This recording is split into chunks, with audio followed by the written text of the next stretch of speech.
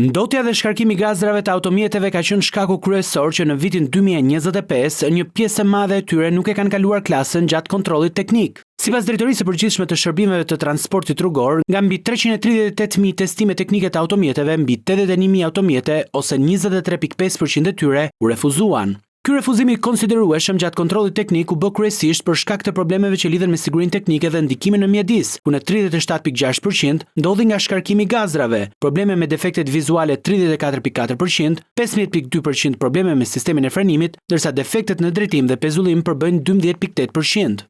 Nga mbi 338.000 testime teknike gjatë vitit 2025, pjesën më të madhe të automjeteve të kontrolluara e përbëjnë ato personale me 86.6%, ndjekur nga kamionet me 6.3%, motomjetet me 4.5%, autobuzet me 1.6%, por edhe rimorkjot dhe mjetet e punës. Megjithatë, sipas Drejtorisë së Transportit Rrugor, 7.502 mjete vjojnë të jenë në pritje të riparimit, për të kthyer në qarkullim me standardet e duhura. Ndërkohë, 333 mjete në total u refuzuan përfundimisht gjatë vitit të kaluar, pasi gjatë kontrollit teknik u konstatua manipulimi i odometrit, një shkelje që cënon sigurinë.